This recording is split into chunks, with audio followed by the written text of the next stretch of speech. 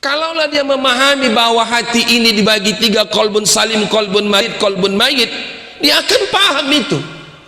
Ada hati yang selamat, sami'na wa ata'na. Kalau ada orang mengingatkan dia dalam kebaikan karena dia melakukan kesalahan, sepantas dan sewajarnya dia mengucapkan terima kasih. Bismillahirrahmanirrahim. Assalamualaikum warahmatullahi wabarakatuh. Subhanallah walhamdulillah wa la ilaha illallah wallahu akbar. Allahumma nazzal ar-rahma wal ni'ma was salama wal hidayah wat taufiq was sihhata alaina was salatu was salamu ala rasulillah Muhammadin sallallahu alaihi wasallam. Allahumma salli ala sayyidina Muhammad wa ala ali sayyidina Muhammad. Amma ba'd. Qala Allah ta'ala fil Qur'anil Karim, Bismillahirrahmanirrahim. Ya ayyuhalladzina amanu ittaqullaha haqqa tuqatih wa la tamutunna illa wa antum muslimun. Shadaqallahul azim. Yang sama-sama kita hormati, kita muliakan para pengurus BKM, Al-Ustadz Imam kita, yang saya muliakan orang-orang tua kita, yang saya muliakan Bapak Ibu jamaah sholat subuh, jamaah majelis ta'lim. Insyaallah jamaah makan sarapan pagi kalau ada, insyaallah ada.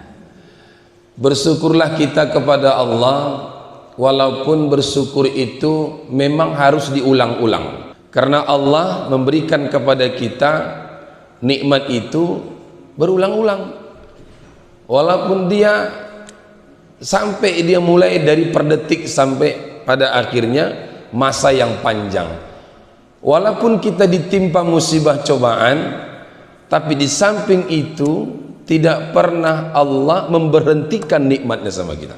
Bersalawat kita pada baginda Rasulullah sallallahu alaihi wasallam. Mudah-mudahan kita ini mendapatkan sapa Rasulullah sallallahu alaihi wasallam. Bapak Ibu yang saya muliakan, ada kata Rasulullah dalam sebuah hadis, ini mengingatkan sama kita agar kita berhati-hati, jangan sampai kita ini ibadahnya tidak diterima, bahkan kita bisa celaka. Luar biasa itu. Kita anggap ibadah itu diterima oleh Allah, tetapi jangankan diterima, celaka lagi kita.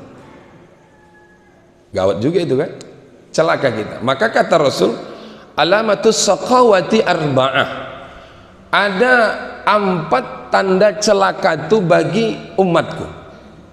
Kalau udah kata Rasul tanda-tanda celaka, jangan kita lagi buat, diingatkan kita, karena memang hidup ini saling mengingatkan. Wa tawassaw bil haq wa tawassaw bis sabr.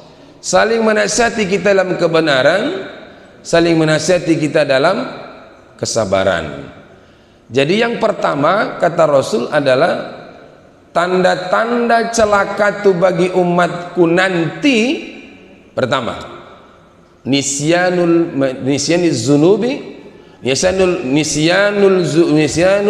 banyak manusia yang selalu melakukan dosa, tetapi dia tidak pernah mengingat dosanya yang telah lalu. Berarti banyak kali kata Rasulullah nanti di akhir zaman ini, banyak yang melakukan dosa, tapi dia tidak pernah mengingat dosanya yang telah lalu. Dalam artian tidak mau dia minta ampun, taubat kepada Allah. Ini celaka. Saya pernah juga bilang dalam pengajian sebelumnya, kalau kita melihat bahwa hidup ini kan terbatas, walikulli ajal, setiap sesuatu itu ada batasnya. Memang kita diberikan oleh Allah kehidupan ini, mulai dari kita lahir sampai kita hidup hari ini, Allah kasih. Memang diberikan oleh Allah nikmat, diberikan oleh kehidupan, diberikan oleh Allah finansial. Tapi jangan pernah kita lupa bahwa pada akhirnya nanti akan diminta pertanggungjawaban. Silakan kita berbuat suka hati kita, itu memang manusiawi, silakan saja. Tapi ketika orang sudah berbuat dosa, tidak mau dia mengakui dosa-dosa itu, inilah yang sangat berbahaya. Makanya disebutkan dalam Al-Quran, wasari'u ila maghfiratin min rabbikum wa jannatin arduha as-samawati wal ard u'iddat lil muttaqin. Kata Allah, segeralah kamu minta ampun. Kenapa disampaikan oleh Allah segera meminta ampun? Allah tahu batas kita ini sampai di mana. Allah tahu bahwa kita ini kapan diambil oleh Allah, kapan disakitkan oleh Allah, kapan diberikan oleh Allah berbagai macam cobaan, sampai akhirnya kapan jatah kita sampai di dunia ini. Allah sudah tahu. Kalau kita tidak mau melakukan pertaubatan, tidak mau istighfar kepada Allah, inilah kata Rasulullah, orang-orang yang celaka. Yang kedua, wa dzakarul hasanatil madiyah. Ini pun gawat ini. Menyebut-nyebut kebaikan yang ia pernah lakukan. Wow, ini gawat, ini gawat. Dia kan pastilah hidup ini punya kebaikan. Pastilah. Tak mungkin orang hidup nggak ada kebaikannya, pasti ada kebaikannya. Tapi kebaikannya itu dibilang-bilangnya semua orang. Aku entah kenapa lah ya, ada pernah saya sampaikan mungkin ini, ulang dulu. Entah kenapa ya Bu ya, kalau udah jam 1 ke atas nggak bisa aku tidur. Kenapa begitu Bu? Itulah nggak bisa aku. Itulah tak bisa aku tidur. Kadang-kadang entah kenapa nggak bisa tidur, ku bantilah tahajud Bu. Kadang-kadang bisa sampai 23 rakaat. Oh, bercakap dari situ.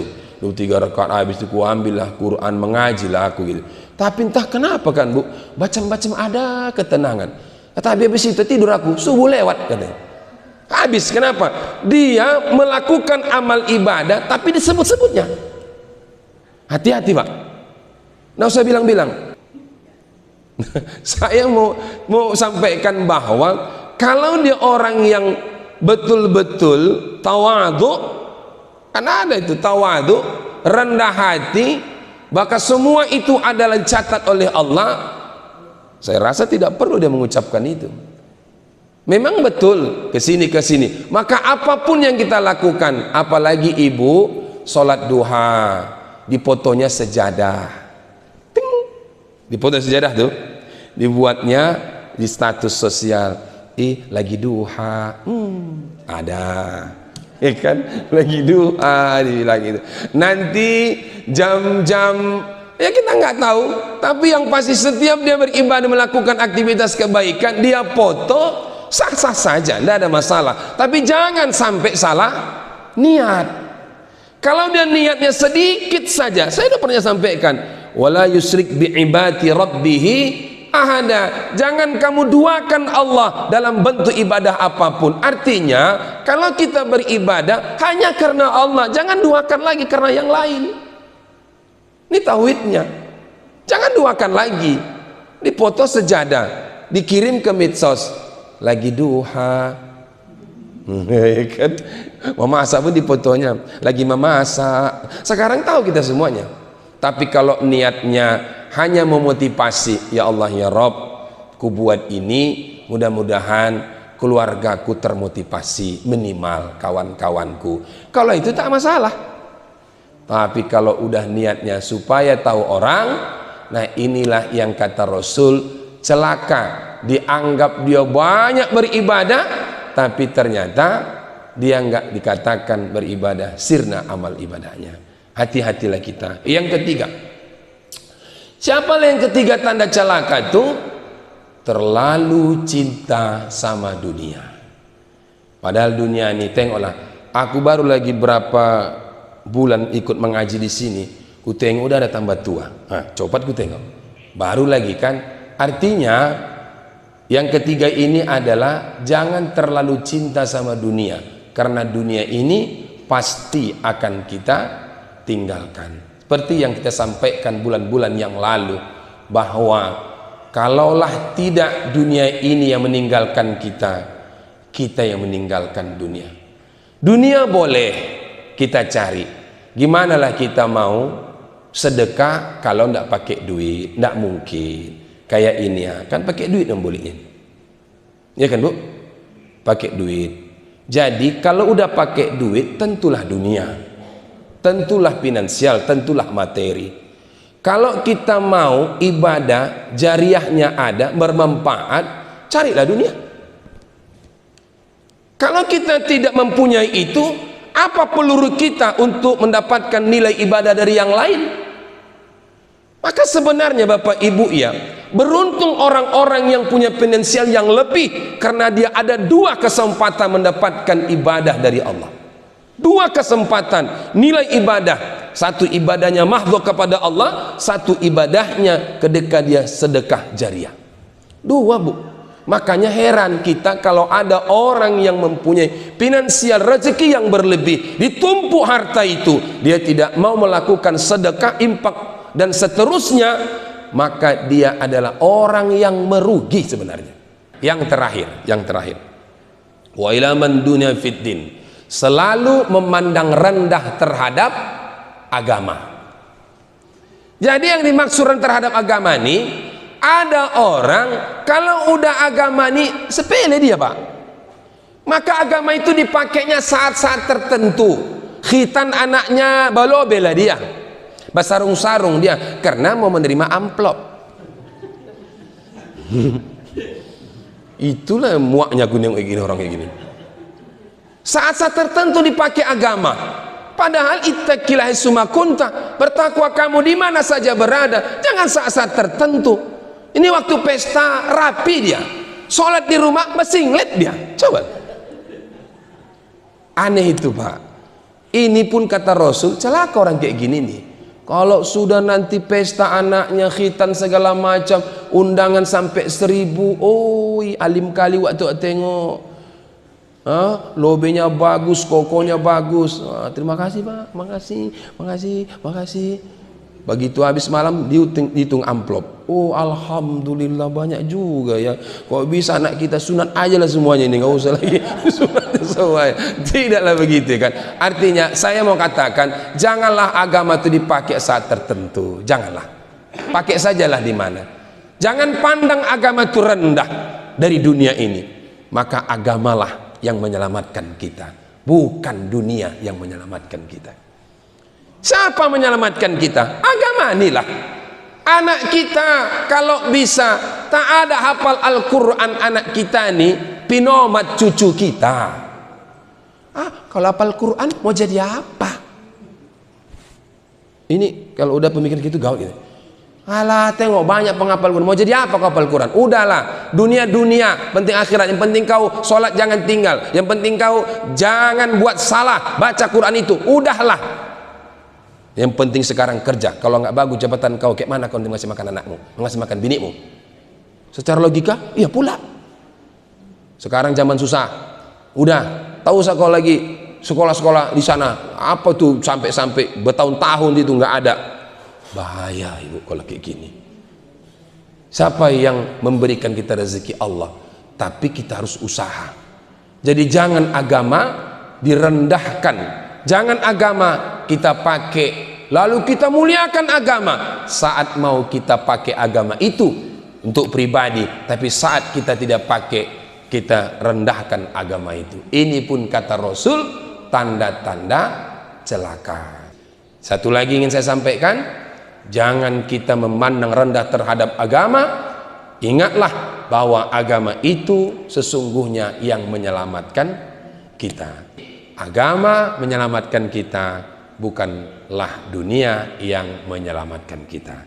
Inilah kaji kita, singkat tapi bermakna menurut saya. Kaji yang sangat ringan, mengingatkan saja kepada kita semuanya. Kesimpulannya adalah, jadi paling tidak kesimpulannya kata Rasulullah, tanda-tanda celaka itu bagi umatku ada 4 macam.